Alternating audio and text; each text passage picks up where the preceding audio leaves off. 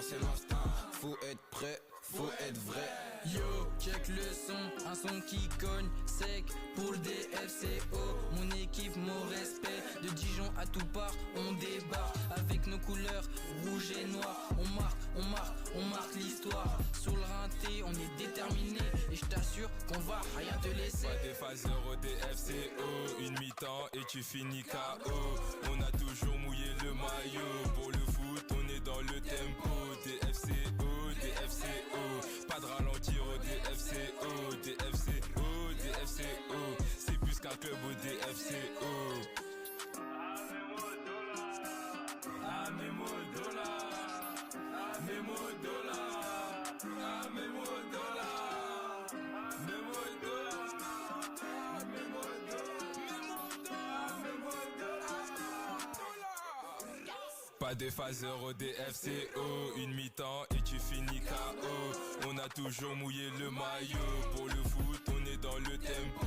DFCO, DFCO, pas de ralentir au DFCO, DFCO, DFCO, c'est plus qu'un club au DFCO. Au DFCO, c'est plus qu'un club au DFCO. Les crampons sales, de l'argent propre, facile à dire, dur à faire mais je fais mes affaires. Je connais pas le chemin donc je suis le très haut. On vient d'en bas, on a grandi avec la pélo. Allez, c'est parti.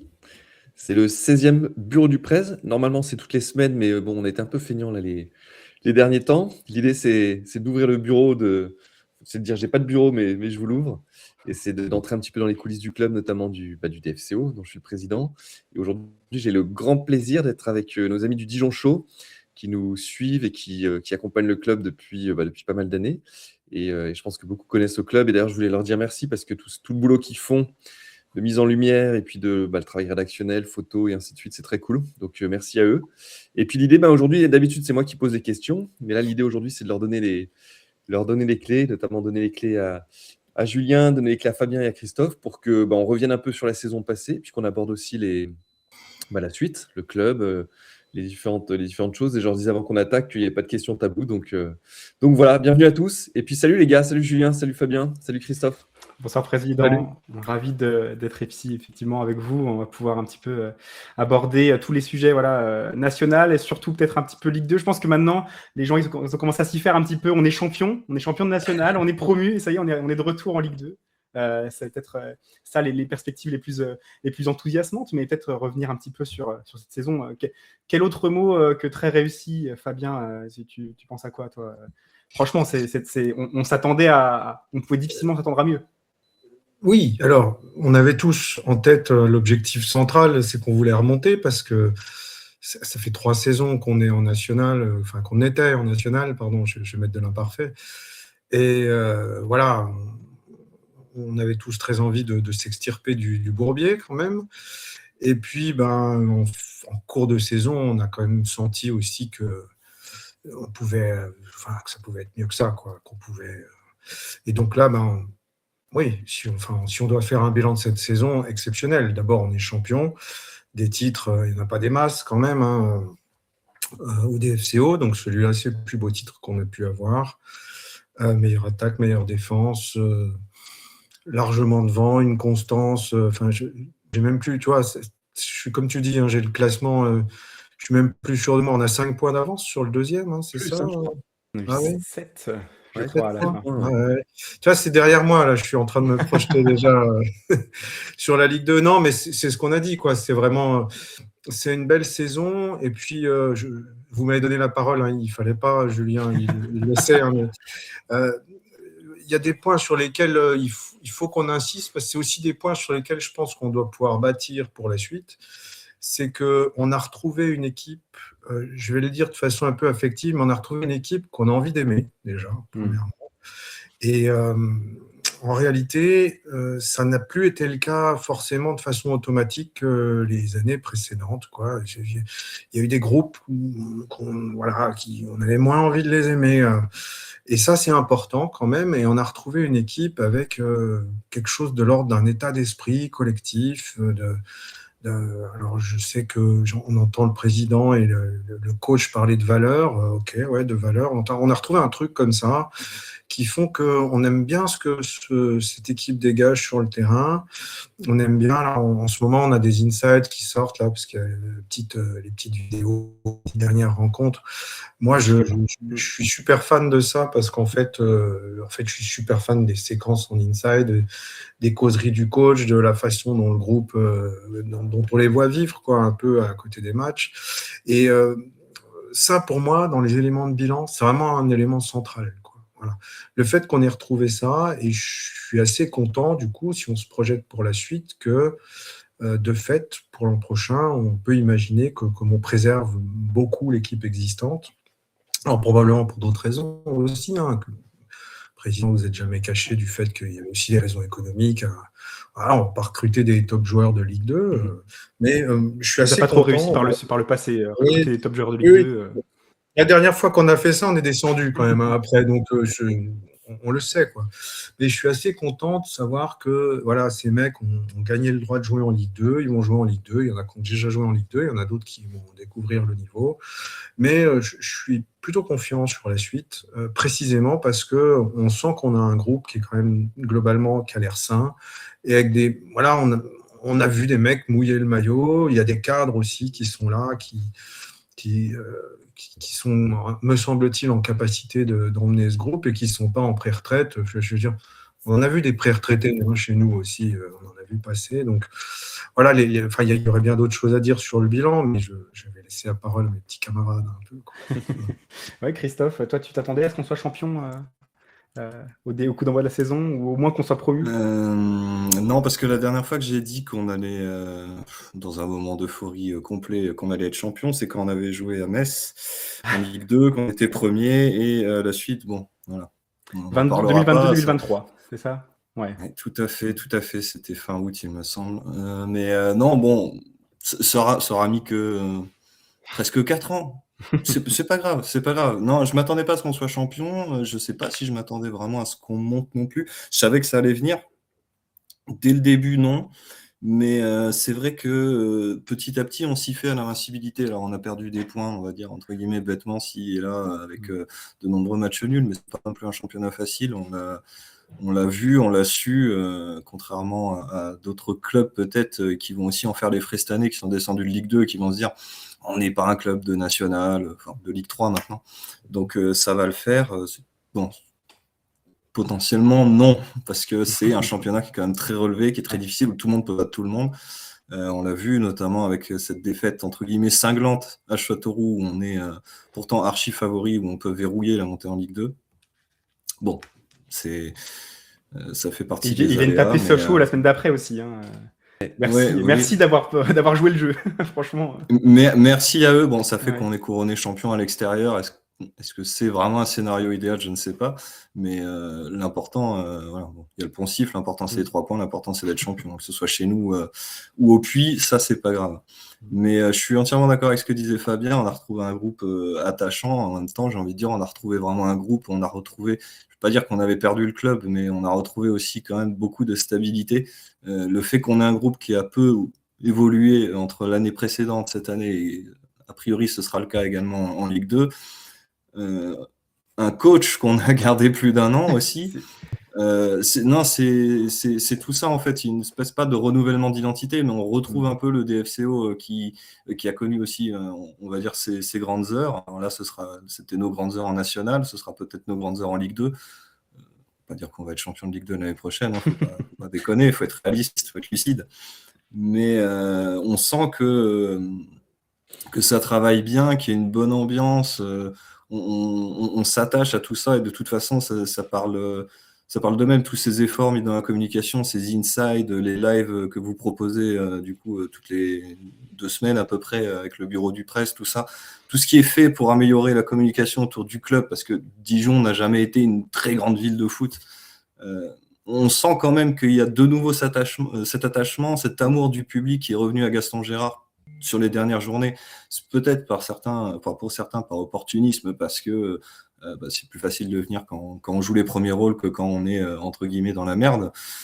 Mais ça fait plaisir, parce que c'est comme ça qu'on peut fidéliser, qu'on peut pérenniser le club, qu'on crée vraiment quelque chose. Et moi j'aime beaucoup ce que je vois. de loin, parce que je suis plus à Dijon, et franchement, ça fait extrêmement plaisir. Et j'ai presque envie de dire, c'est encore plus beau que le titre, même si le titre, c'est quelque chose, quoi. D'ailleurs, président, je vais peut-être vous poser la question. Le public, du coup, qui est revenu vraiment en masse sur les 3 dernières journées. Alors, il y avait Sochaux, donc contexte c'est le particulier, et kiff. puis Châteauroux et Orléans. Et puis là, le début de la campagne d'abonnement. Est-ce que vous êtes satisfait de la direction que prend justement on va dire l'affluence au stade Gaston Gérard, et puis globalement cet engouement, on va dire, de monter en Ligue 2? Ouais, ça, c'est vraiment, je pense, le truc qui m'a fait le plus plaisir, c'est de voir le stade plein.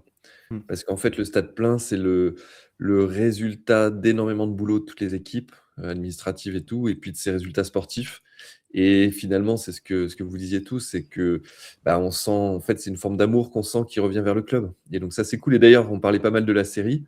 Ce qui m'a choqué en regardant, parce qu'on s'habitue. En fait, le problème, c'est qu'on s'habitue vite à la fois à gagner et à la fois à avoir un stade plein. Et quand je vois la série et que je vois la tribune sud vide, j'ai l'impression qu'on est redescendu en 6e division. Et non, ça, c'était très cool. C'était un des leitmotifs des joueurs aussi.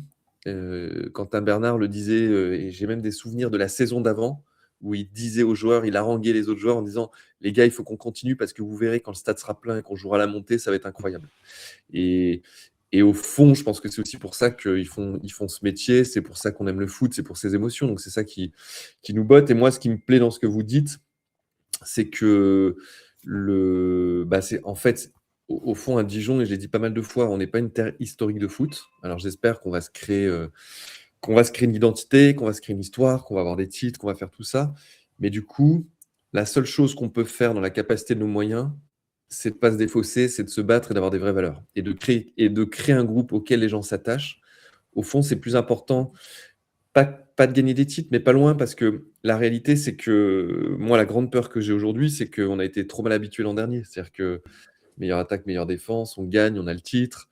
Et la peur que j'ai, c'est que le sport est comme ça, c'est qu'on sait que ça ne durera pas. Et donc, par contre, de garder quelque chose qu'on ne peut pas nous enlever, qui est d'être irréprochable sur ce qu'on dégage, donc sur les valeurs, d'avoir un groupe qui vit bien, qui représente bien, qui est capable de parler aux partenaires, parler aux spectateurs et tout. Et ça, c'est le plus cool. Et je pense que c'est là-dessus qu'on doit construire, parce que on l'a dit, on n'a pas des finances, on a des finances compliquées, on va le dire, milliardaires non plus. On n'a pas un bassin de population suffisamment important pour qu'on puisse aller chercher des partenaires non plus extraordinaires. On a un club qui est un club respecté, mais on n'est pas un club qui a la même aura et la même puissance que d'autres villes.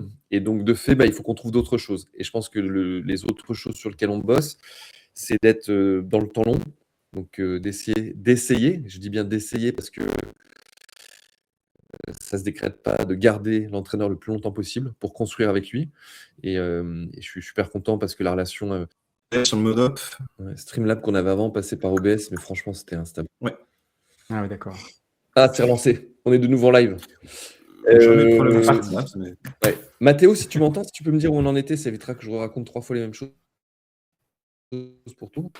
Mais sinon, ce que j'étais en train de raconter, puis je reprendrai par rapport à ce que tu me racontes, c'était je disais que je pense qu'aujourd'hui, à Dijon, on est un petit peu en avant-phase par rapport à d'autres clubs, pour 2 raisons. La stabilité, vous l'avez évoqué, donc on est un des rares clubs de Ligue 2 qui n'a pas changé d'entraîneur. Et on va avoir un effectif, normalement, au 29 juin, qui sera complet dès le début. L'an dernier, on a eu Mika Barreto qui est arrivé tard, et je pense que... Et là, je fais un peu de médecine, alors que je ne suis pas médecin, mais je pense qu'on peut peut-être expliquer potentiellement des petites rechutes physiques qu'il a eues en cours d'année aussi, parce qu'il a une préparation tronquée. Julio est arrivé aussi en cours de préparation. Et là, on va avoir normalement, je pense, quasiment tout le monde dès le début. Donc ça, je pense que c'est une chance. Et là où je dis qu'on est en avant-phase, peut-être plus que sur l'aspect sportif, mais qui est malgré tout ce qui intéresse le plus les gens et qui est important, mais on est aussi en avant-phase sur le modèle économique. Non pas qu'on ait des finances extraordinaires par rapport aux autres, mais je pense qu'on a été confronté plus vite à l'absence de droits télé, puisqu'on les a perdus en redescendant en national. Alors qu'aujourd'hui, les autres clubs qui étaient habitués à ces droits télé les ont perdus par l'écroulement des droits télé. Et donc, le boulot qu'on a fait, qui est d'essayer de se réinventer et d'exister sans des droits télé, ce boulot qui est dur parce que les licenciements économiques, c'était pas marrant et c'était pas de gaieté de cœur. J'en parlais avec un autre chef d'entreprise cette semaine qui me disait qu'il avait fait, lui, des licenciements économiques sur une société qu'il avait, et il me disait que c'était un des pires moments qu'il avait eu à gérer. et Paul qui a été en première ligne, parce que c'est surtout lui qui était face aux équipes. Ça n'a pas été des choses simples. Et ça, repenser tous les contrats avec tous nos prestataires, les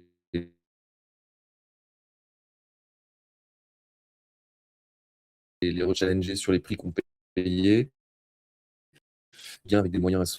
Et puis ramener tout le monde à une forme c'est pas de rigueur, mais en tout cas d'être bon père de famille, de se poser les questions sur chacune des dépenses qu'on fait, est-ce qu'elles sont justifiées. Donc, par exemple, on faisait des stages je crois que c'était en Guadeloupe. Quand je suis arrivé, j'ai dit, bah non, on les fait plus parce qu'on n'a pas forcément les moyens de faire ça, quand bien même ça avait permis de repérer des beaux joueurs. Je pense à Zoran Moko, je pense aussi à Alexandre Parsemin et autres. Donc, d'un point de vue sportif, on pouvait se dire que c'était un manque d'ambition, mais c'était aussi une obligation. Donc, c'est ça que je vous disais. Et puis après, la grande fierté, c'est ce qu'on s'est dit juste avant, d'avoir un stade plein, parce qu'au fond, on fait tous, alors quand je dis on fait, parce que je suis très opérationnel, mais vous suivez le foot aussi pour ça, c'est ces émotions de voir ce stade plein. Et ça, on s'y habitue vite, et j'espère que ce qu'on essaie de faire, c'est-à-dire de créer un groupe, de faire en sorte qu'il soit attachant, d'ouvrir les coulisses pour que, au-delà du résultat du match, vous ayez envie de suivre comment Yanis Barca va revenir de sa blessure, ou comment un tel va faire tel truc. Il n'est pas blessé, hein, mais j'extrapole. Mais oui, comment les jeunes vont s'intégrer dans ce groupe, comment, à l'inverse, un Julio va arriver à apporter toute son expérience. Voilà, que vous viviez avec nous ce qu'on a la chance de vivre, parce qu'au fond, les moments d'ailleurs que j'aime le plus, c'est ces moments de causerie avant match, à la fois quand on est au DFC au parc ou à l'hôtel quand c'est à l'extérieur. Et c'est une chance d'être une petite souris, parce que je l'ai fait aussi pour ça. En fait, au fond, je m'achète ce droit d'être avec eux et d'avoir l'impression d'être encore un joueur comme quand j'étais gamin. Et c'est ces moments qui sont importants, parce qu'on le voit dans des regards. Par exemple, sur Versailles, là, sur la vidéo que vous avez vue sur le dernier épisode, je ne l'ai pas senti, moi, dans la vidéo, mais c'est un truc qui, moi, m'a explosé aux yeux. C'est à la mi-temps. Donc Baptiste gueule, mais avant qu'il gueule, parce qu'il arrive, il va se mettre dans le vestiaire du staff, et il laisse les joueurs décompresser 5 minutes. Et il fait ça à peu près à chaque match, et ensuite il vient leur parler. Ok.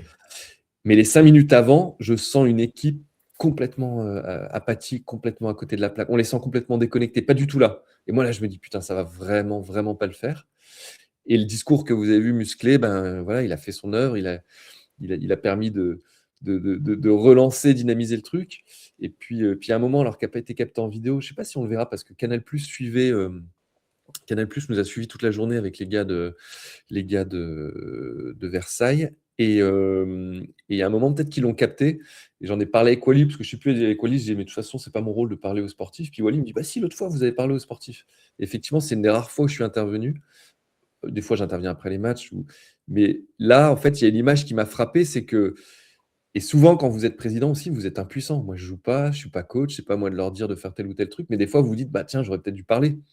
J'aurais peut-être dû leur dire un truc. Puis bon, la plupart du temps, je considère que c'est pas mon rôle. J'essaie d'être avec eux, de faire corps.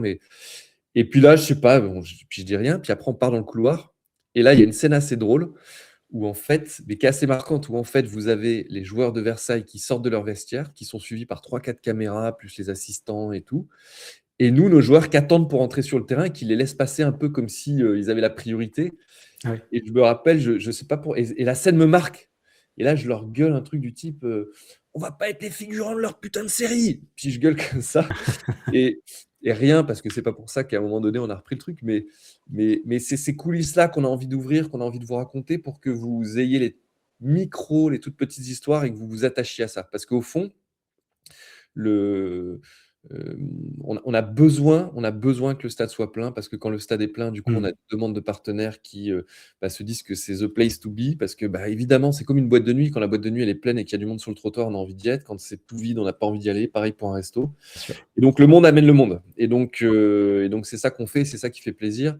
Et là, on a mangé notre pain blanc. J'ai un pote qui m'a dit, quand on a eu le titre, il m'a dit, profite bien, parce que dans 3 mois, tu vas te faire insulter. Et j'espère pas, mais faut être lucide sur le fait que c'est assez exceptionnel ce qu'on a vécu.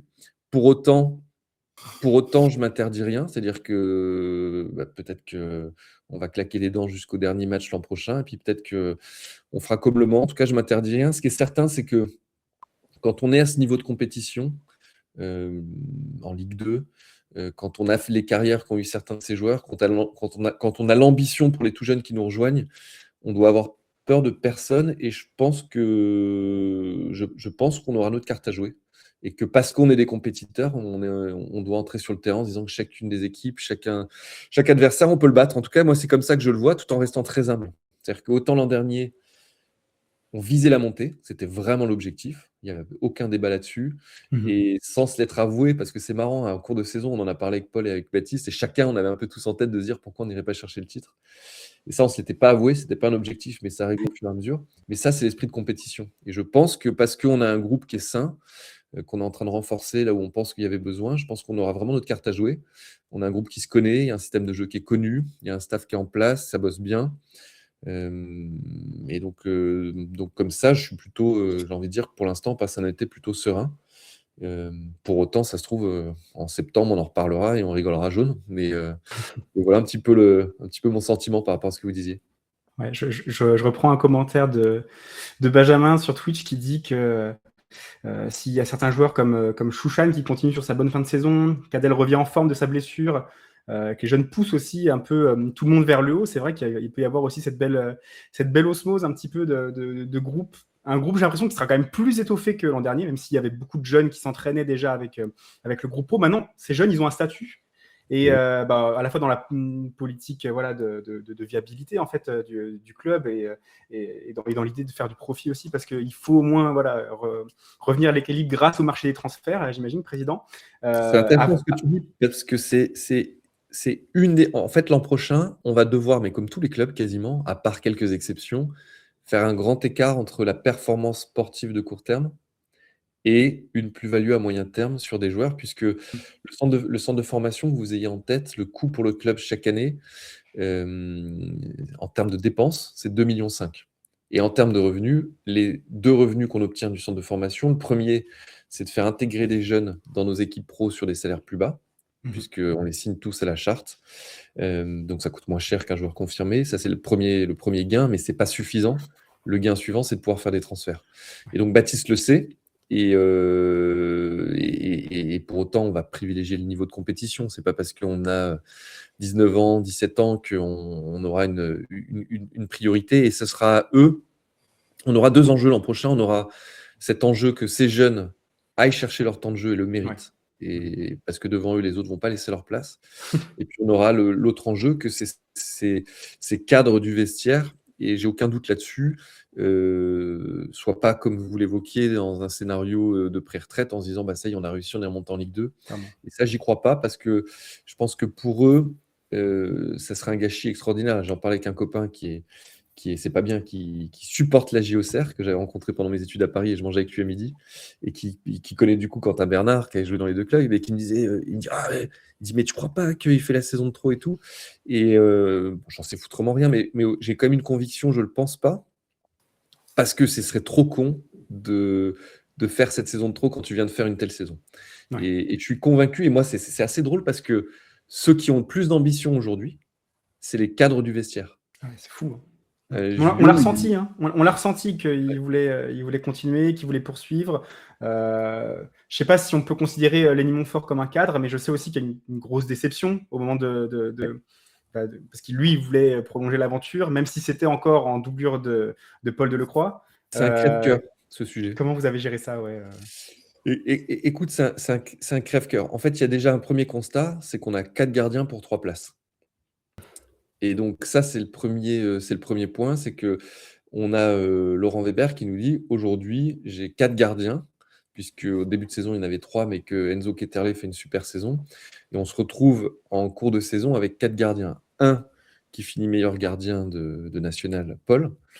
Un second, Lenny, qui est irréprochable, et enfin, plus qu'irréprochable, qui est un des éléments clés du vestiaire, parce que voilà, c'est quelqu'un qui est agréable, qui est toujours de la même humeur, qui apporte beaucoup au vestiaire. Donc ça, c'est beaucoup le staff qui me le dit, parce que moi, je ne suis pas au quotidien avec eux, mais en tout cas, qui est irréprochable de ce côté-là, et qui, en plus, a répondu présent sur le terrain dans des moments clés. C'est-à-dire que quand il a joué les matchs qu'on a joués, c'est des matchs de niveau Ligue 2, parce qu'on joue la montée en Ligue 2, parce qu'il y a une pression, parce qu'on aurait pu s'écrouler.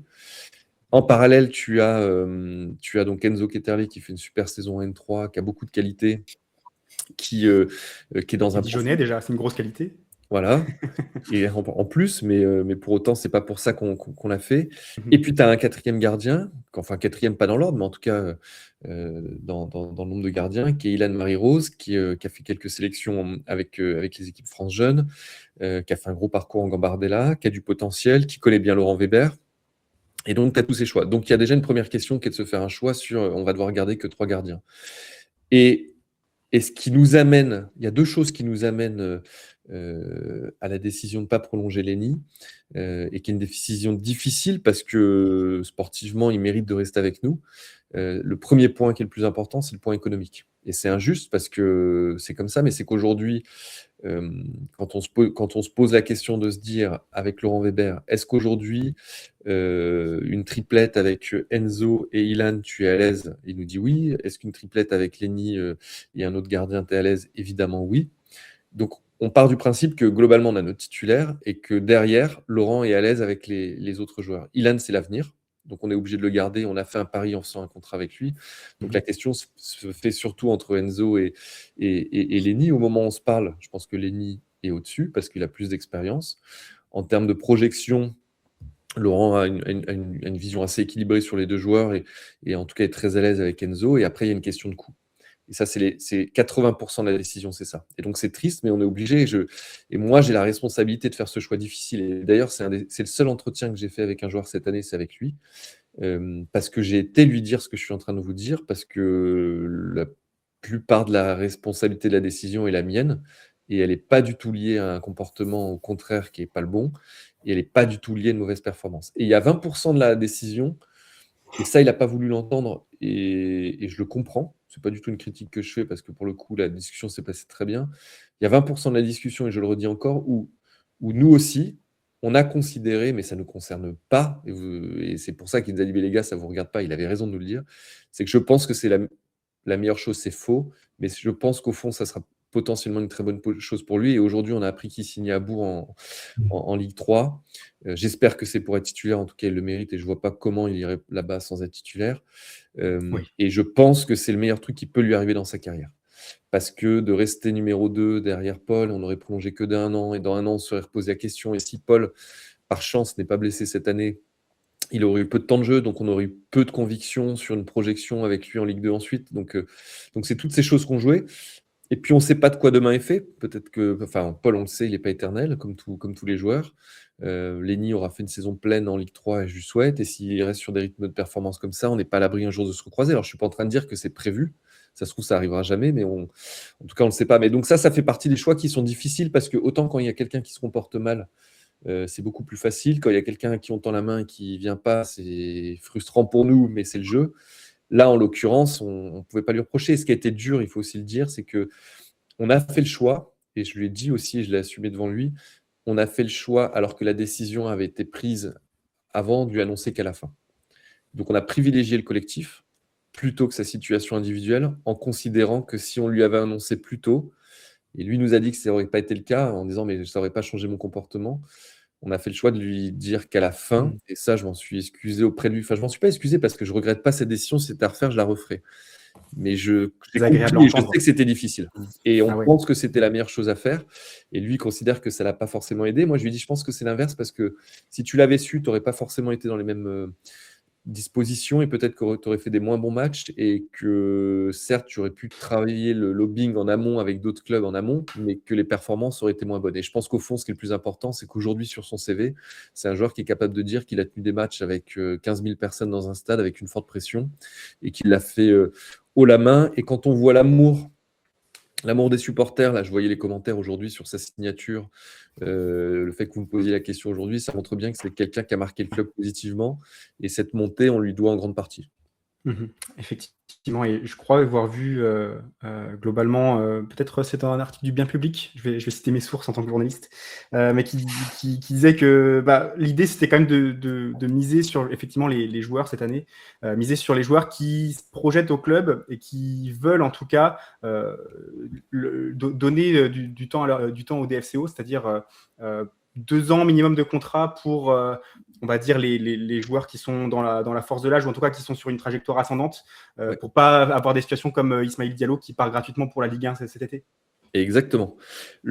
Quand on est avec Paul, on a fait le choix de plutôt partir sur des contrats de 2 ans parce qu'on découvrait. Paul, il venait quand même du monde amateur en N2, et donc on voulait pas s'engager et se louper potentiellement sur des joueurs avec lesquels on avait peut-être avec lequel il y avait une prise de risque plus forte. Médiatiquement, quand vous allez chercher un joueur de Ligue 2, c'est plus facile que de N2, c'est plus difficile que si vous allez chercher un joueur du niveau au-dessus. Donc on avait pris ce choix de partir sur 2 ans pour garder un peu de souplesse. Il se trouve que on a été dans des situations où on a dû et pu prolonger la plupart des joueurs, et avec Isma, on n'a pas pu. Et je le regrette pas une seconde parce que Isma, pareil, nous a aidé à monter. Il fait une saison extraordinaire. Là où c'est frustrant, c'est quand on regarde d'un point de vue économique, si on est à l'extérieur du club, on se dit mais c'est un non-sens. Là, on avait 2 choix. Soit on dit Isma ne joue pas tant qu'il n'a pas prolongé, et puis on entre dans un bras de fer, et puis peut-être qu'on aurait réussi à le faire prolonger, mais on aurait potentiellement mis à risque la montée. Et on a considéré que l'année nationale de l'an dernier, le plus important, c'était pas de faire des plus-values sur les transferts cet été. D'ailleurs, on le voit, il y a peu de transferts qui ont été faits, voire pas du tout au moment où on se parle. Le plus important, c'était de remonter. Par contre, maintenant qu'on est en Ligue 2, qui est l'étage sportif au minimum auquel on doit être, ça ne veut pas dire que je souhaite qu'on s'éternise en Ligue 2. Si on peut aller en Ligue 1, on essaiera d'aller en Ligue 1. Mais en tout cas, on ne peut pas descendre en Ligue 3 aujourd'hui quand on a les infrastructures, quand on a l'ambition de Dijon et qu'on a, la structure économique de Dijon. Du coup, notre nouvelle politique, c'est que les joueurs qui viennent au club viennent pour 3 ans, notamment lorsque ce sont des jeunes avec du potentiel et donc une plus-value. Et la deuxième position qu'on a, c'est de dire des joueurs qui auront potentiellement une certaine valeur marchande, donc plutôt des jeunes joueurs, ne débutent pas un championnat si on n'a pas à minima 2 ans de contrat. Et c'est pas les prendre en otage, c'est juste de dire aujourd'hui, nous, club, pour survivre, on aura besoin de faire des transferts. Et le temps de jeu qu'on leur donne, il est important pour la compétition, puisqu'on doit marquer des points, et c'est quand même la finalité de ce qu'on fait tous, mais c'est une exposition qu'on leur offre. Et cette exposition, à un moment donné, elle doit se transformer pour que le club puisse continuer à exister.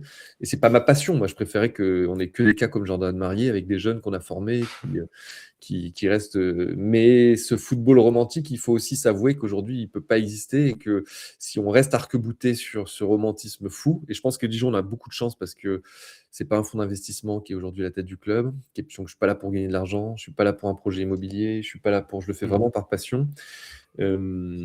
Et donc, on est obligé d'intégrer cette dimension. Et donc, c'est pour ça que des joueurs comme Sami Chouchan, dont vous disiez tout à l'heure qu'il fait une super fin de saison, et on a eu des discussions internes avec le club, et on est pas mal à penser qu'il peut avoir une trajectoire un petit peu à la Adèle Lambeza. Pareil pour Lenny Lacroix, qui est en plus un super joueur, et qui a un potentiel de dingue, et qui a répondu présent dans des circonstances, vous l'avez vu, parfois abracadabantesques. Donc pareil, on les prend pas en otage, et les discussions sont en cours, et le but du jeu, c'est de trouver quelque chose d'assez équilibré. Et pour eux, au fond, parce qu'on leur a aussi tendu la main, c'est aussi une façon de remercier le club. Et l'autre chose, c'est que et on l'a prouvé avec Elijah Mendy, on l'a prouvé avec Alexandre Parsemin. Vous bloquez personne, c'est ça en fait. On bloque personne. Et ça ne veut pas dire qu'on les laissera partir au premier venu. On a des enjeux, des intérêts à défendre. Mais par exemple, Alexandre Parsemin qui avait une offre à 800 000 $, première offre en MLS, on aurait aimé qu'il l'accepte. On l'a poussé à l'accepter, il a refusé et on l'a pas mis au banc du club et finalement il est parti en Suisse.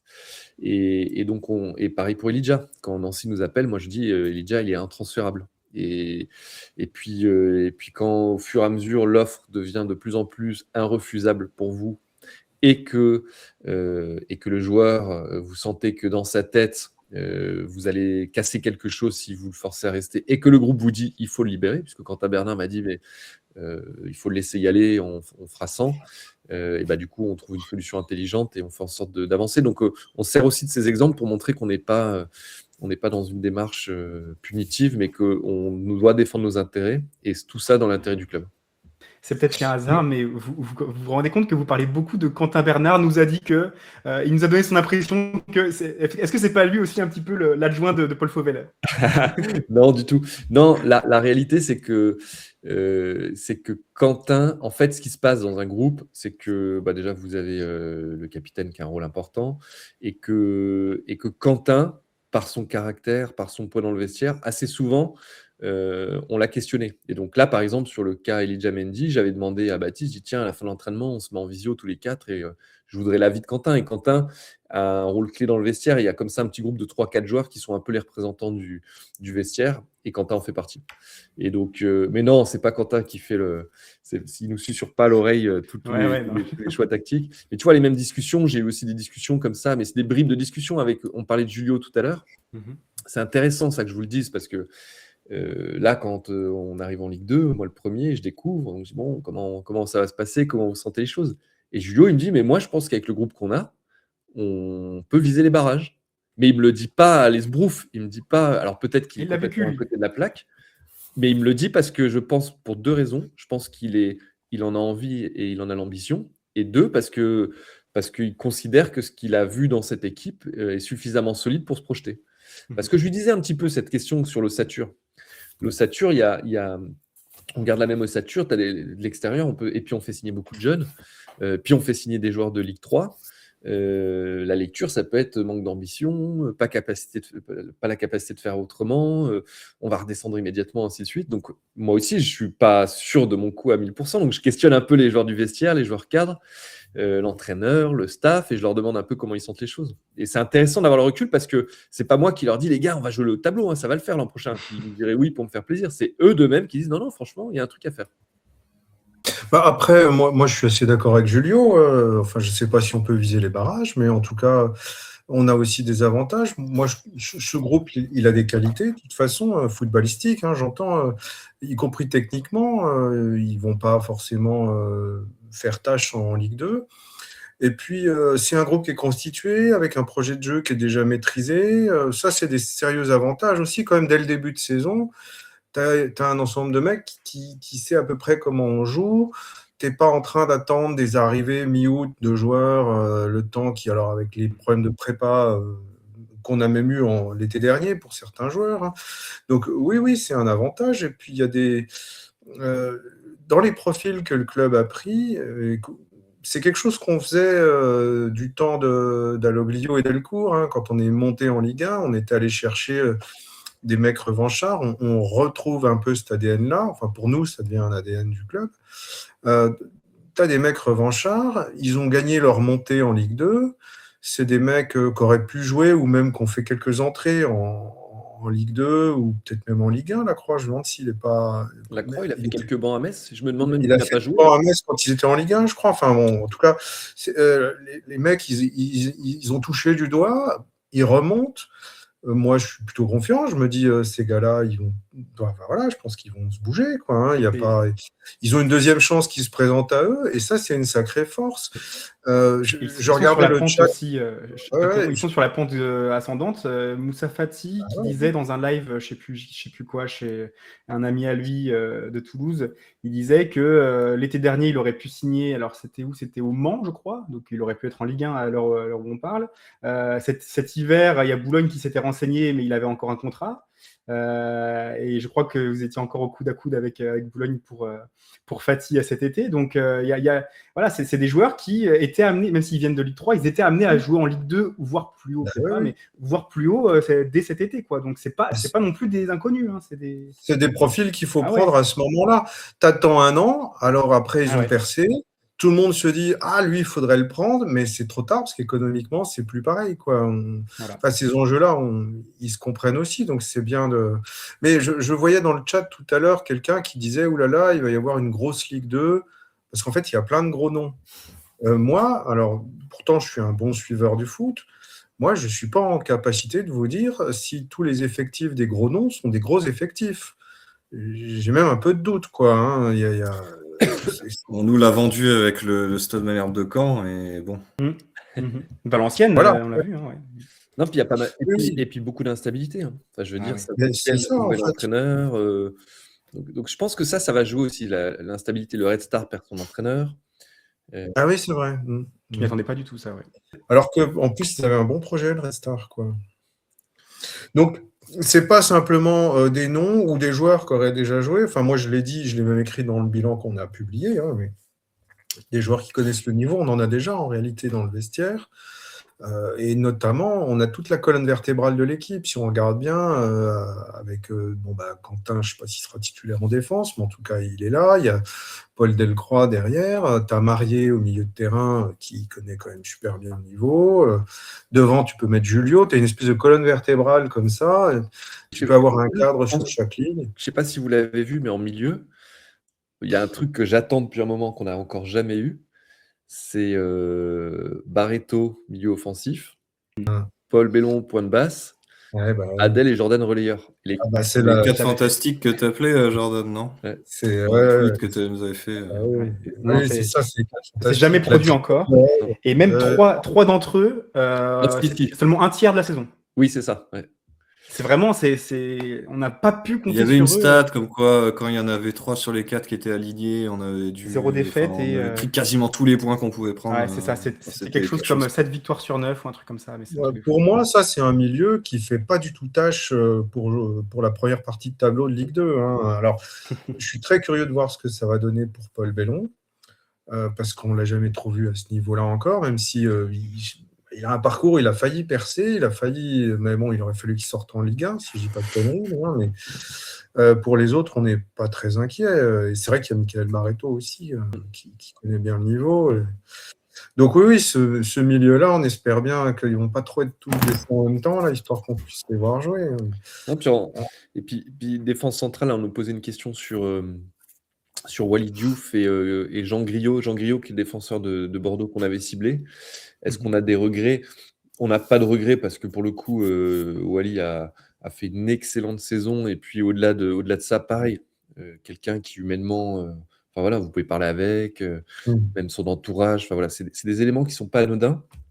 Et Jean Griot, non, en fait, Jean Griot, et Paul, il aurait adoré le recruter. On en reparlait même encore là récemment. Mais aujourd'hui, on a en défense centrale, on a Quentin Bernard, donc avec la saison qu'il a fait, l'expérience qu'il a, Walid Diouf, donc le duo, Lenny Lacroix, dont au fond, moi j'ai une frustration, c'est qu'il n'ait pas pu plus jouer parce que devant ça a performé. Et puis Ben Yaya qui vient de signer, qui fait une très grosse saison et dont les retours, pareil, ça c'est intéressant d'avoir des retours des joueurs et notamment des joueurs qui ont joué au niveau. Et sur Ben Yaya,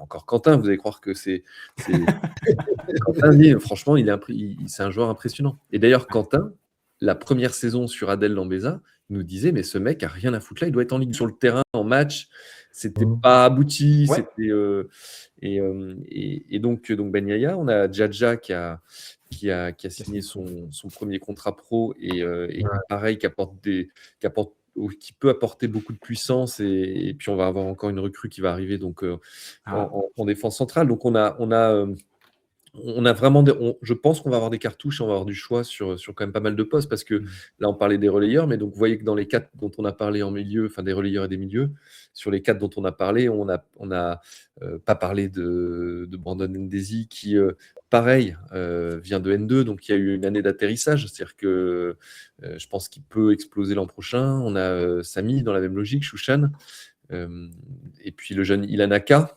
Ilan, ce qui est intéressant, c'est que on se posait la question sur Samy, qu'est-ce qui se passe si à un moment donné, Samy, on n'arrive pas à avoir une année de plus et que du coup il part, et le staff nous dit Ilan. Et ça, c'est intéressant parce que c'est pas les gars, allez nous chercher un mec de Ligue 1, allez nous chercher un mec de Ligue 2, on est à poil. Non, parce que Ilan a montré toute l'année de très belles choses, à la fois l'entraînement, en match, et que le staff a une conviction. Non, mais ses entrées sont plaisantes en plus. Ilan Aka, nous, on l'a vu, voilà, un petit peu.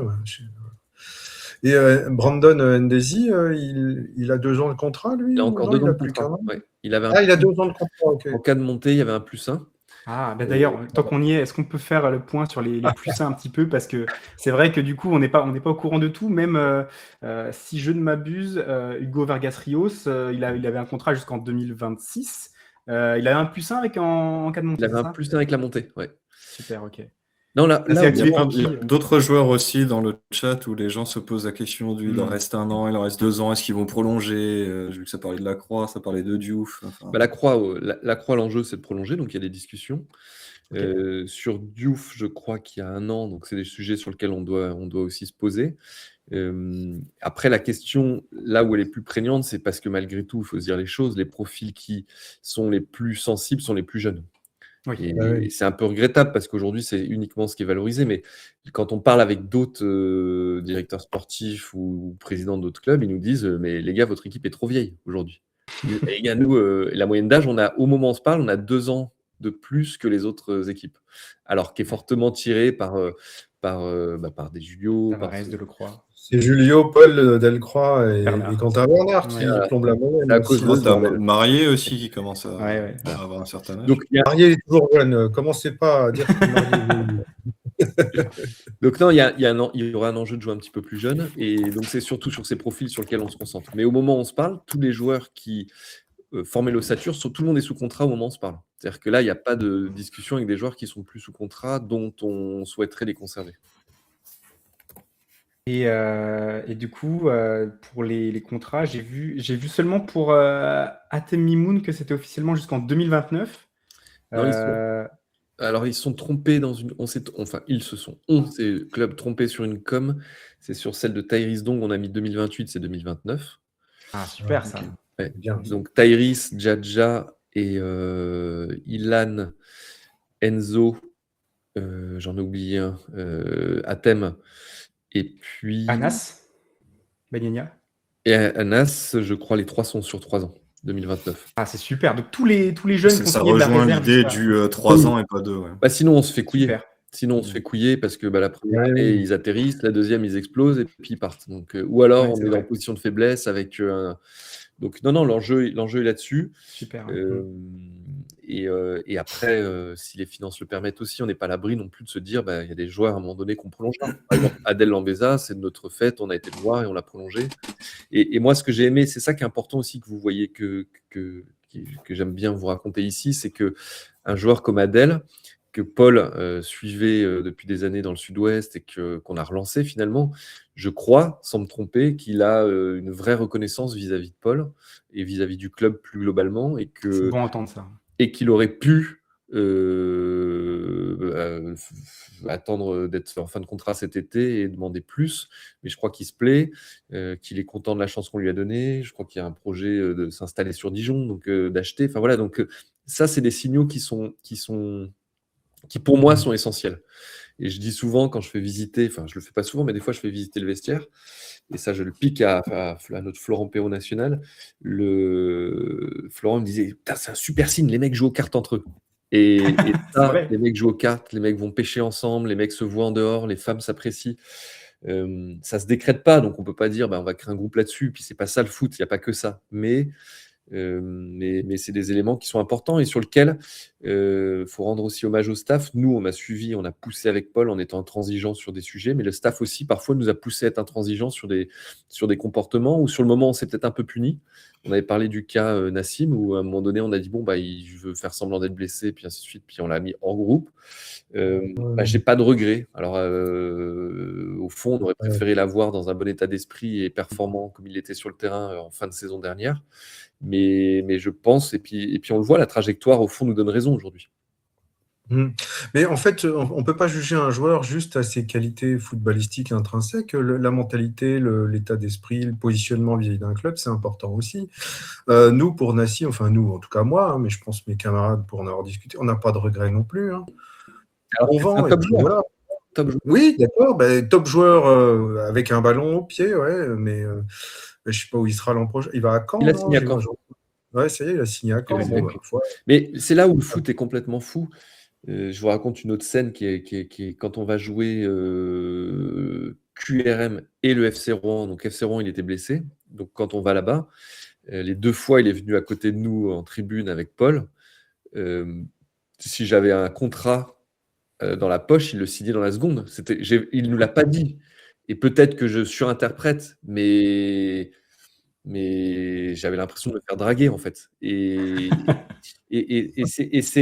au fond, j'en étais un peu triste parce que je me dis putain, mais et j'avais presque envie à un moment donné de me dire, en repensant au truc, de dire tiens, on a tous le droit de se planter, on donne une chance. Mais je crois qu'on doit rester dur et ferme parce qu'on doit protéger. Alors l'institution, c'est un grand mot, on n'est pas le Real Madrid, mais au fond, et puis ces exemples, ils nous servent aussi. C'est-à-dire que quand je les raconte ici, je vous les raconte pour vous donner de l'insight, mais c'est aussi une façon de dire, bah voilà, à un moment donné, on ne se laissera pas faire et on saura être intelligent. On a eu l'autre exemple, Matteo Moussa. On a un agent qui est Oui, c'est venu vrai. voir cet été, là, il y a quelques semaines, en nous disant, mais tiens, est-ce qu'au fond, on ne pourrait pas peut-être que. Franchement, ils font des choix complètement ahuris. Yanis Et Chaïd, après, ils est-ce changent qu'il d'agent. reste Ils disent que c'est Ouais. la faute de l'argent, mais putain, à un moment donné, votre agent, c'est pas votre maman, c'est pas votre cerveau. Hmm. Ça doit être un appui, un conseiller, mais c'est vous qui décidez. Et ça, en fait, ce qui est assez incroyable, c'est que je sens beaucoup de joueurs, et notamment des jeunes joueurs, qui, avec leur agent, leur confient leur vie, leur choix. Ah bah mon agent a décidé que j'allais en Turquie, donc le mec part en Turquie, il ne sait pas situer la Turquie sur une carte, mais par contre, il part en Turquie. Et c'est là où je pense qu'il faut un peu que des fois, il rééquilibre le truc, c'est-à-dire qu'il soit conseillé dans une négo, qu'il les accompagne, que dans les moments durs, il les réconforte, que parfois il fasse pression sur les clubs, que ci, que ça, qu'il fasse leur rôle d'agent. Mais il ne faut pas leur confier les clés du camion. On arrive parfois à des situations complètement folles comme celle-ci, quoi. Et En oui, tout cas, ils sont responsables. Hein. Ouais, Matteo Moussa, il n'a pas voulu signer, il n'a pas voulu signer. Enfin, c'est son agent, je ne sais pas, ouais, sûrement, mais enfin, il n'a pas voulu signer. Ben, ma foi, il se débrouille avec Bastiabé maintenant, et puis c'est tout. Hein. ouais, mais c'est triste. Mais oui, mais parce qu'au fond, c'est pas un mauvais gamin. Moi, les échanges que j'ai eus, c'est Sûrement que. pas, moi je ne le connais pas, mais sûrement, c'est pas le sujet. Mais en Mais- fait, Ouais. Pour ce qui est de Yanis Chaïd, qui effectivement était à Châteauroux, maintenant qui va sans doute, à moins, sauf repêchage, il devrait de nouveau être à la recherche d'un nouveau projet. Pareil, j'imagine que vous n'avez pas de regrets avec Bellon qui s'est imposé très rapidement, avec voilà. Sportivement, non, l'avenir mais humainement, si, parce que humainement, encore Ouais. une fois, c'était quelqu'un qui était du coin, qui a toujours été très agréable, très sympa, toujours avec le sourire, toujours. Donc, si humainement, je me dis que c'est du gâchis. Donc, moi, des fois, je pense à eux, je me dis putain, mais en fait, une carrière, elle tient pas à grand chose. Et par contre, c'est là où encore Quentin Bernard ou des Julio ou des Jordan, ou avec leur expérience, ils disent mais c'est aussi là-dessus qu'une carrière se joue. C'est que c'est aussi ce qui se passe dans la tête, les choix qui sont faits, qui conditionnent la suite de la carrière.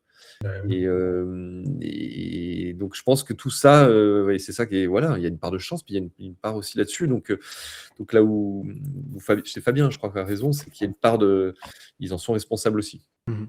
Mais par contre, Paul, super. Et puis moi, Paul Bellon, je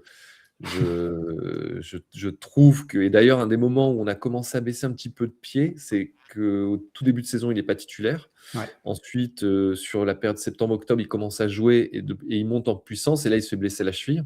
Et là, on a eu un petit coup de moins bien. Et non, c'est un joueur où moi j'adore parce que c'est une vigie. Il est tout le temps, avant de recevoir le ballon, en train de scanner droite, gauche. Il a la tête qui tourne de tous les côtés, de regarder. Et puis quand il a la balle, et puis pareil, ouais, c'est voilà, j'aime bien quand on a fait la fête de la montée, c'est des mecs, on sent que c'est des mecs normaux, quoi. Voilà, et donc non, très content pour lui. Et puis il fait partie de ce projet de jeu où sur le papier, si on regarde le physique, on pourrait se dire bah non, la Ligue 2, il faut des Golgoth. Bah non, moi s'il me plaît, là, c'est des mecs qui jouent au ballon, qui sont malins, et puis qui se battent, quoi. C'est comme ça que Lorient est remonté. Bon, alors, avec un tout autre budget, mais il y a 2 saisons de ça. Effectivement, avec des joueurs qui payent pas de mine dans l'entrejeu. Le petit Avomebong, et puis c'était, j'ai oublié le nom du capitaine, Corse. Mais du coup, qui est vraiment, on fait vraiment l'affaire dans un 4-4-2 à plat de Pantaloni, et puis ça allait tout droit en Ligue 2, quoi. Non, c'est vraiment, il y a des comme ça, ça s'explique pas, mais il y a des joueurs qui vraiment arrivent à jouer avec des qualités. On en parlait avec Paul en interview cette saison. Vu qu'il a bossé à Lorient sur le fait de comment récupérer un ballon, tu as un déficit de taille qui est indéniable par rapport aux mecs qui sont contre toi. Comment est-ce que tu vas venir gratter le ballon dans les pieds? Tu bosses dessus, et vu que tu fais que ça de tes 18 à 24 ans quand il est arrivé chez nous, au final, une fois que tu arrives en National, voire Ligue 2, tu es prêt en fait à affronter des gros, quoi. C'est ça qui est bon à voir, quoi. Je voulais vous poser une dernière question, Président. Comment est-ce que vous avez convaincu Quentin Bernard de prolonger finalement? Parce que lui qui était un peu parti pour prendre sa retraite, qu'est-ce qui l'a convaincu finalement? Est-ce que c'est lui qui est venu finalement le faire? Énorme chèque. Un énorme. C'est peut-être Quentin Bernard lui-même qui lui a dit il faut me prolonger, président. Et ben en fait, l'histoire surtout. Et l'histoire est beaucoup plus proche de ça. C'est que nous, Quentin, on la écoute. En fait, c'est pas. Moi, je considère que des joueurs comme Jordan, Quentin, Julio, c'est pas à moi de leur dire vous allez arrêter votre carrière. Et donc, si on les prolonge pas, c'est leur envoyer le message de dire bah, on arrête. Et je considère que c'est des joueurs qui doivent prendre leur décision d'eux-mêmes parce qu'ils le méritent et qu'ils l'ont gagné. Et donc là, on peut se dire ah bon, bah, dans ce cas-là, les mecs, s'ils veulent jusqu'à 45 ans, non, parce que c'est des mecs qui sont intelligents, qui sauront s'arrêter avant. Mais donc, quand Quentin a annoncé qu'il a arrêté, nous, on s'est dit bon, bah, c'est un choix. Et je trouve que c'est des choix tellement importants. C'est-à-dire que Quentin qui dit je pars pour aller à Sochaux, oui, ça me ferait chier. Mais Quentin qui dit j'arrête, c'est un choix de vie perso, c'est pour avoir un projet personnel, sans aucune attaque contre Sochaux, parce qu'on va croire que je suis. De toute façon, il n'y a pas de derby avec eux, par ce derby des tribunes. Donc on leur paye le café quand ils viennent. C'est bon. Ouais, putain, ils n'ont pas aimé, ils n'ont pas d'humour. Hein, putain. En fait, c'est un truc. Ça, moi, ça m'attriste parce que je trouve que. En fait, qu'il y ait une rivalité, qu'on en joue, qu'on fasse monter la pression, tout ça, je trouve drôle. Mais au fond, quand je prends la parole, c'est pour dire, les gars, c'est qu'un match de foot, c'est cool. Et après, je fais une blague qui est drôle, qui est pas, on s'en fout. Disons qu'elle n'est pas drôle. Mais les mecs, ils montent dans les tours, c'est hallucinant. Bon, bref. Et je reviens sur Quentin. En fait, c'est Quentin qui, finalement, nous fait comprendre qu'en fait, il se verrait bien continuer. Et donc, c'est comme ça que ça s'est fait. Ça a un petit peu chamboulé nos plans parce que bah, du coup, comme on avait anticipé le fait qu'il ne serait plus là, mais que quand vous avez quelqu'un qui apporte autant dans un vestiaire, qui fait une aussi grosse saison, parce que le nombre de tacles qu'il a été nous chercher sur des sauvetages et tout, et puis il n'a pas été blessé une seule fois. Enfin, je veux dire, aujourd'hui, oui, tout le monde va dire, il y a peut-être un déficit de vitesse, mais qui est tellement, tellement, tellement compensé par le placement et le jeu juste qu'aujourd'hui, d'avoir un Quentin Bernard qui dit je continue, c'est une très bonne chose. Et je pense qu'au fond, cette pression positive qui merde, il ne faut pas que je fasse la saison de trop, elle peut être très positive. Et donc, quand il a voulu prolonger, on s'est posé la question avec le staff et il y a eu une décision commune qui était de se dire ça fait sens. Il y avait cette question de se dire attends, comment ce message il va être perçu par Lenny Lacroix qui, moi je me mets à la place de Lenny. J'avais une autoroute devant moi, du coup je vais devoir me battre. Mais au fond, il n'y a pas de compétition, il n'y a pas de haut niveau si tout était acquis et tout était fait. Et la saison va être longue. Cette année, l'an dernier, rappelez-vous, la première saison que j'ai fait, donc 2024-25, 25-26, 24-25, on a eu beaucoup de blessés en défense centrale. On s'est retrouvé, je crois, à Sochaux avec justement Matteo Moussa et Zoran Moko en charnière centrale. Je me demande si on n'a pas été coupé parce que ça a l'air de tourner, mais ça rame un peu là, j'ai l'impression. En défense centrale, et là on a beaucoup de monde en défense centrale. Sans trahir de secret, on se pose la question de faire un prêt pour un des qui n'est pas d'embouteillage, avec la possibilité de faire appel si jamais on avait besoin, et surtout pour préparer des joueurs à ce qu'ils aient plus de temps de jeu et qu'ils reviennent avec plus de, et que nous on ait aussi plus de conviction sur eux, un petit peu dans le modèle de ce qu'on a fait à Saint-Brieuc avec Diaby, qui n'a pas démérité, qui n'a pas eu de bol parce qu'il a 2 cartons rouges, il y en a un je pense qui n'est pas mérité, enfin en tout cas qui est un petit peu dur. Il jouait chaque semaine sinon. Et sinon, il jouait chaque semaine. Moi, je suis triste pour le Stade Briochin. J'aurais tellement voulu qu'il se maintienne parce que j'avais mon idole, je le disais en rigolant avec Paul tout le temps, et je lui ai dit d'ailleurs quand je l'ai vu, Guillaume, qui est le président, directeur général et entraîneur du club et qui a une boîte à côté. Pas les mêmes enjeux, c'est pas les mêmes tailles de club, mais j'étais assez bluffé par ce qu'il faisait. Et donc du coup j'aurais bien, et donc on l'a fait. Il se trouve que on arrive à la fin, donc qu'est-ce qu'on va faire on relance pour dire au revoir quoi. Ouais, on relance et puis on est au revoir. Je crois qu'il y a 2-3 questions. Il y a Obongo. Obongo va-t-il rester? Il est visiblement pas mal suivi. Jules Mayer part en Bulgarie pour l'interrogation. Akakpo aussi. Le Tony Kroos du DFCO. Malik Diaby et tout. Tu nous dis Mathéo dès qu'on repasse en live. Apparemment ça refonctionne de ce que je vois dans le chat. Encore live. Le son est revenu. Donc on va lire les questions. Non mais ouais, si vous avez encore des questions, allez-y. Et puis quand vous voulez arrêter, vous me dites. On va reprendre les questions du chat du coup. Quid de César Obongo qui lui aussi a dû être frustré un petit peu de son manque de temps de jeu aussi par moment, même si il a montré des qualités qu'il ne méritait pas du tout, que ce soit à l'automne avant le match un peu cata contre Fleury et puis là sur la fin de la saison. Ouais. Mais aussi, voilà, d'autres joueurs. Qu'est-ce qui était cité là plus haut? C'était Jules Meyer au retour de son prêt. Ouais, Voilà, Jules, qu'est-ce qui va leur arriver à ces garçons-là qui ont peut-être pas eu le temps de jeu escompté à Dijon et qui seront sollicités? Eh ben, Jules, au moment où on se parle, il y a un accord avec un club en Bulgarie qui est qualifié pour l'Europa League, qui a fini Ok. 3e, qui est le CSKA Sofia 1860, un truc, enfin, ou 1900, bon, je ne sais plus trop, enfin bref, vous regarderez.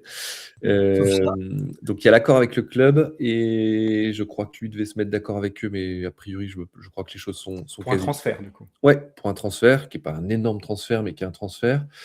On aurait pu espérer mieux, je pense. Après, le marché est assez atone. Il n'y a pas beaucoup de transferts et ça nous permet de retomber sur nos pieds et de valoriser malgré tout Jules. Et c'est pour ça qu'on l'avait prolongé et prêté à Bourg où il fait une belle saison.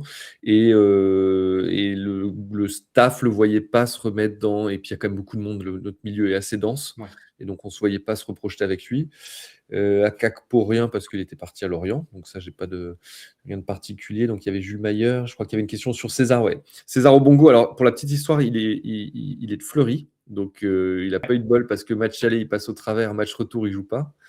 Et d'ailleurs Baptiste ne savait pas qu'il était de Fleury, donc en tout cas sa frustration était aussi un peu décuplée de ne pas jouer Fleury et Baptiste ne savait pas cet élément, qu'un élément de contexte mais qui est comme ça.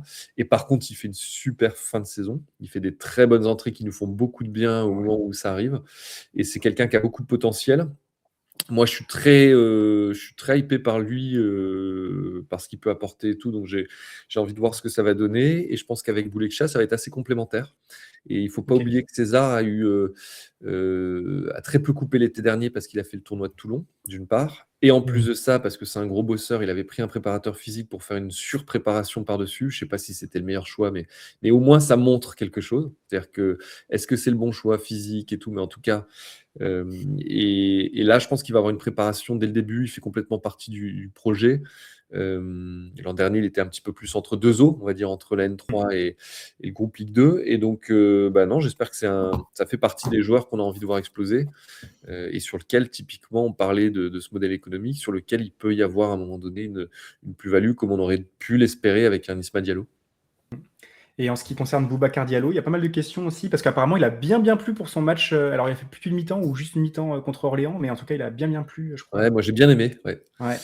Il y a une vraie réflexion.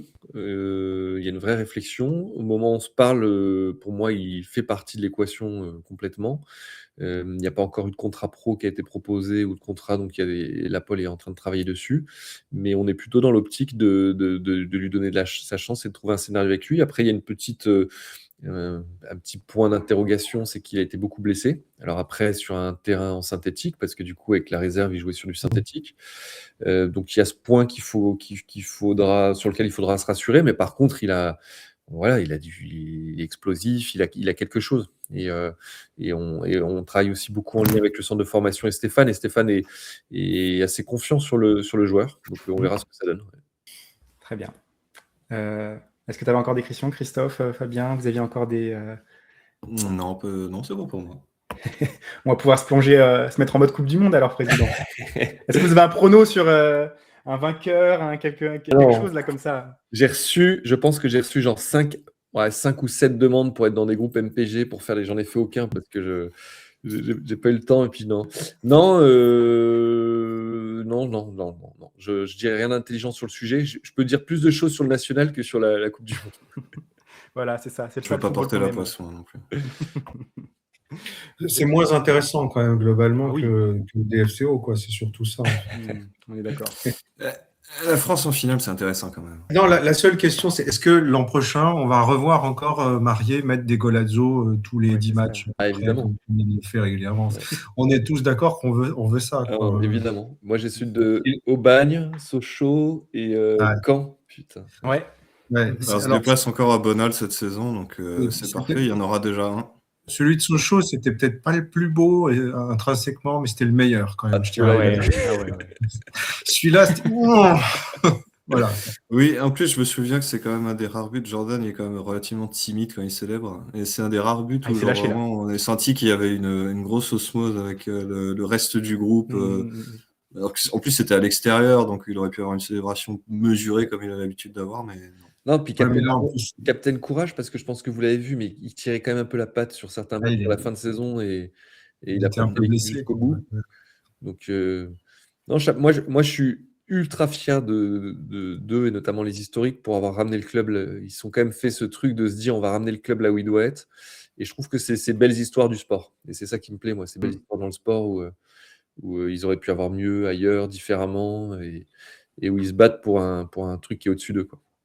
On parle pas Ouais, encore de match parce clairement. qu'on espère qu'il va durer encore 10 ans comme ça. Exactement. Mais il faudra y penser le jour où, Alors, où on il pourra plus pensera porter raccrocher ce le numéro, crampon, hein, il je faudra y pense. penser. Hein. On va devoir Il a 35 ans cette année. Hein. Ah, ça se tient de bloquer son numéro quand même. Hein. Il aura fait probablement toute sa carrière à Dijon. Ouais. Ça serait quand même beau, quoi. Ah, ça, c'est incroyable. Mm. Très Cool. bien. Bon, bah écoutez les gars, un grand merci. Et puis je vous le redis, Merci merci pour pour le l'invitation. boulot que vous faites et le suivi du club parce que ça contribue aussi à le valoriser, à ce qu'on parle de nous. Et puis moi j'aime bien le dimanche quand je suis dans le train ou de retour sur Paris et que je lis vos analyses, ça me plaît bien. Et puis on est souvent d'accord, pas toujours, mais globalement assez souvent d'accord sur les analyses. Et puis c'est cool d'avoir ces mises en lumière. Donc un grand merci à vous pour le suivi. Et puis on va essayer de vous amener encore de belles émotions. Et puis, je pense qu'il faut qu'on continue à en parler pour qu'on arrive à créer voilà, cet engouement, parce que c'est ça qui fera que le club devient quelque chose de plus gros. Tout à fait. Entièrement d'accord, président. Très cool. Merci à vous. Peut-être vous dire un mot, parce que Merci. je pensais que vous alliez m'en parler, mais je voulais dire un petit mot sur l'équipe féminine. Ah oui, évidemment. On est toujours en phase on appelle ça une phase d'audit, donc sur la partie juridique et financière. Je suis assez confiant. Maintenant, je sais ce que c'est ce genre de process et tant que c'est pas fait, on peut pas crier victoire, mais en tout cas, on y travaille beaucoup. Et on aura le 30 juin un passage devant la DNCG de la Ligue féminine professionnelle, donc au niveau de la Fédé. Et ce sera un peu le moment de vérité. Et donc, on est en train d'avancer en tout cas sur la constitution d'un effectif autour de Guillaume Serra qui s'il y a un repreneur, sera l'entraîneur. Ok. Et donc, dans le cas présent, avec un maintien du centre de formation et tout. Donc ça, c'est vraiment le truc sur lequel on se bat comme des chiffonniers. Je l'ai dit pas mal de fois, c'est là-dessus que j'ai passé le plus de temps cette année. Ouais. Parce que il faut le faire et c'est normal. Et Vous resteriez actionnaire en cas de vente? oui, pas moi, mais le club resterait actionnaire à hauteur de 15%. Mm. L'enjeu étant voilà, on est le même club, le même logo, on partage les mêmes infrastructures et c'est une demande de ce partenaire de pouvoir compter sur nous aussi pour les aider localement auprès du tissu local. Et puis je pense que ça fait sens. Donc c'est dans cette logique. Donc en tout cas, on bosse dessus. C'est pas simple parce que tout le monde dit il faudrait communiquer plus, mais dans ce genre de process, vous n'avez pas le droit de communiquer. Quand on a communiqué, c'était pour dire malheureusement, les Anglais ont abandonné le projet, on ne sait pas de quoi demain sera fait. Et donc, on nous est tombé dessus parce que ça crée beaucoup d'inquiétudes. Mais en même temps, c'est ce qui a permis de trouver ce nouveau repreneur qu'on n'aurait pas trouvé parce qu'ils savaient qu'on était en exclusivité avec les Anglais, donc ils n'avançaient pas dessus. Ok. Donc, on essaie de faire du mieux qu'on peut. On sait que ça crée de l'incertitude pour notamment les jeunes filles, et c'est ça qui est le plus embêtant. Les jeunes filles du centre, pour les éducateurs, pour tous les gens qui sont concernés par le sujet.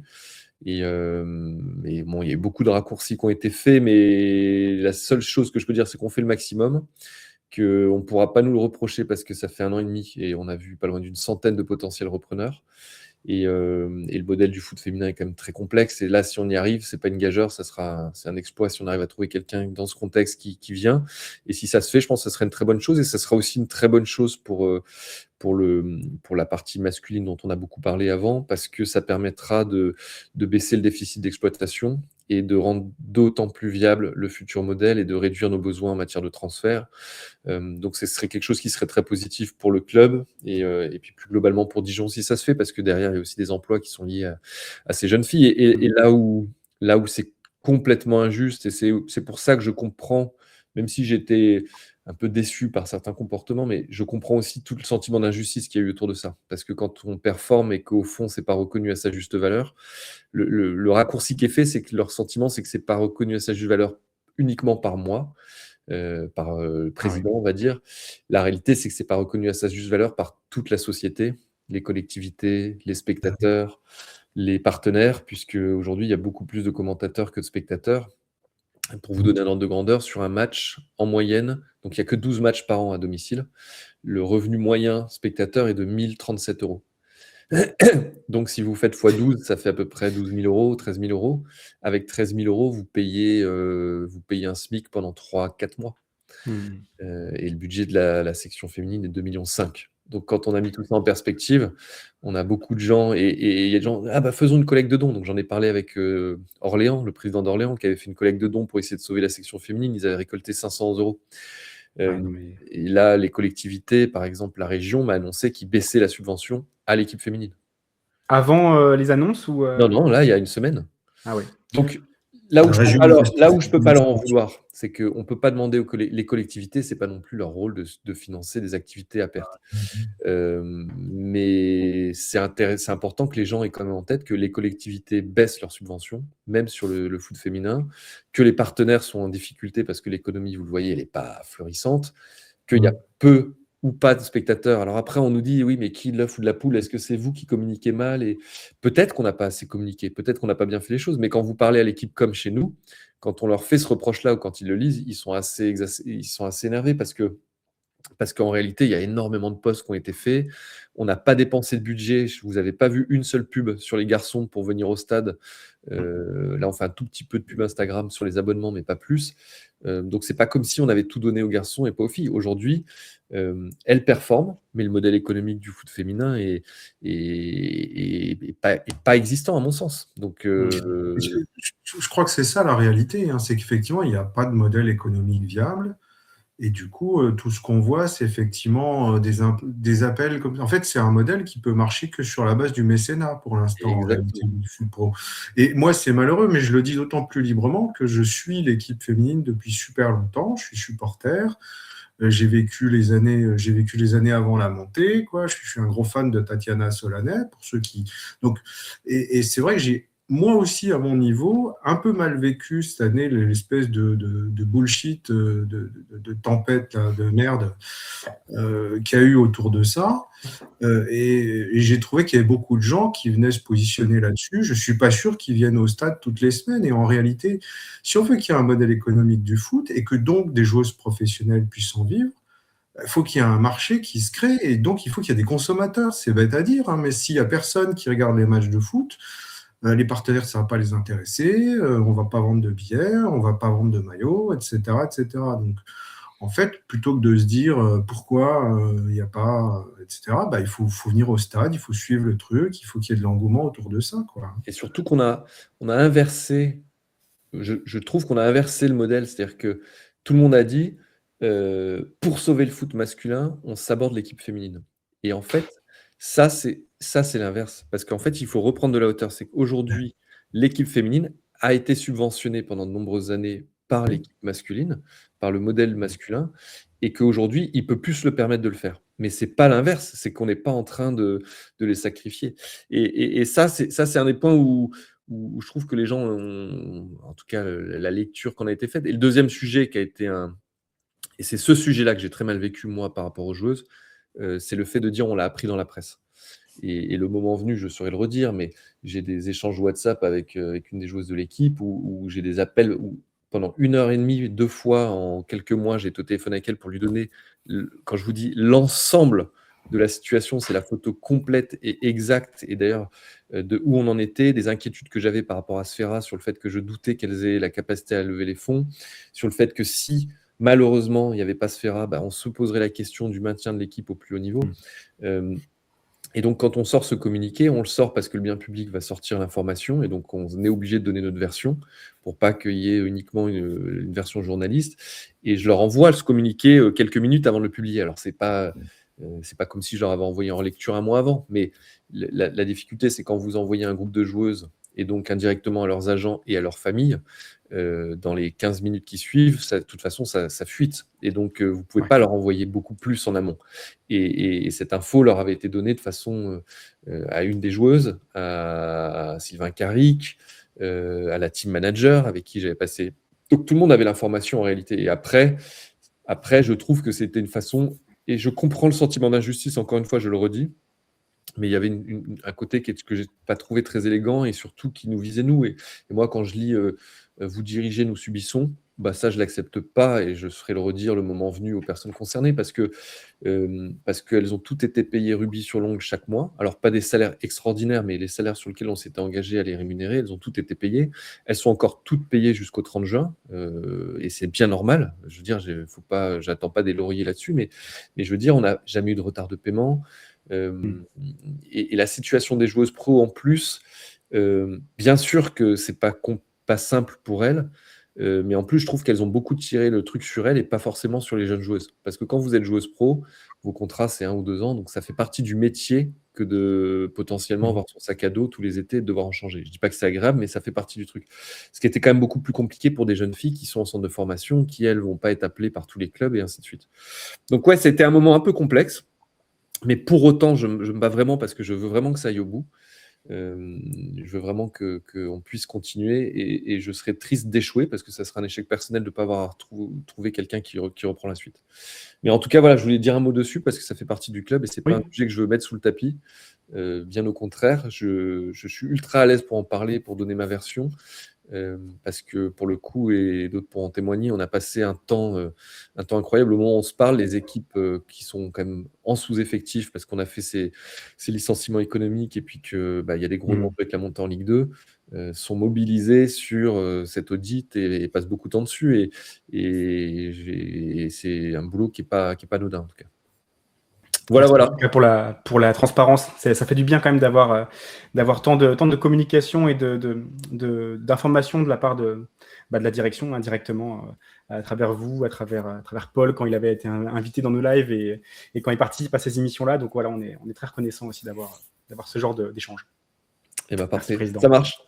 Merci à tous. Ah, il y a une question. On me demande quid du DFCO Foot Fauteuil parce que alors là, pour le coup, ça fait pas partie du club.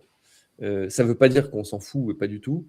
Le DFCO Foot Fauteuil, c'est une association qui a été créée à part entière, que le DFCO héberge dans ses locaux gracieusement, mais de toute façon, on a de la place, donc c'est pas comme si on faisait un effort incroyable, mais en tout cas, ils sont dans nos locaux. Et pour le coup, c'est pas nous qui les finançons, ils fonctionnent de leur côté. Ils ont eu des difficultés financières comme nous, mais comme nous, on était déjà dans un sacré marasme quand on a repris le club. On n'est pas en capacité aujourd'hui de les aider, mais par contre, dès qu'on peut, via des mises à disposition, on le fait. Et ce qu'ils font est extrêmement cool. Et je sais qu'Olivier Delcourt les avait beaucoup aidés. Donc voilà. Et par contre, il y a un autre truc aussi qui est important et qui était très porté par l'équipe féminine, c'est le foot adapté. Et ça, c'est un truc qu'on veut continuer. Elles ont été récompensées par un super prix, je crois que c'était de la FIFA ou de l'UEFA. Donc voilà, tout ce qu'on peut faire qui fait sens, en tout cas, on le poussera. Mais en l'occurrence, là, pour le coup, le DFCO Foot Fauteuil, c'est pas nous directement. Voilà. Merci en tout cas, les gars. Et puis, je vous dis rendez-vous le 8 pour le premier match à Montpellier. La première victoire, j'espère. Et puis la montée, ça sera donc contre Montpellier toute l'année. Ouais, on espère. Merci, Président. À bientôt. Salut, à très bientôt. Beaucoup. Au revoir. Salut. Au revoir.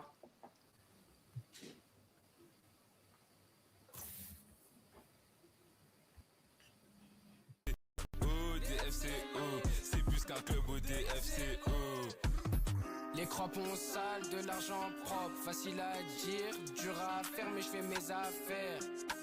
Je connais pas le chemin donc je suis le très haut. On vient d'en bas, on a grandi avec la pelota. Chaque match est la guerre, sur le terrain c'est l'instinct. Faut être prêt, faut être vrai. Yo, check le son, un son qui cogne sec pour le DFCO. Mon équipe, mon respect, de Dijon à tout part, on débarque avec nos couleurs rouge et noir. On marque l'histoire. Sur le rinté, on est déterminé et je t'assure qu'on va rien te laisser. Pas des phaseurs au DFCO, une mi-temps et tu finis KO. On a toujours mouillé le maillot, pour le foot on est dans le tempo. DFCO, pas de ralentir au DFCO, c'est plus qu'un club au DFCO.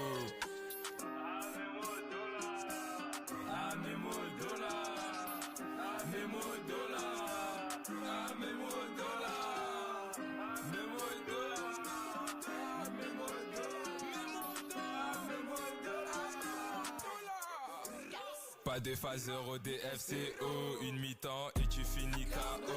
On a toujours mouillé le maillot, pour le foot on est dans le tempo. DFCO,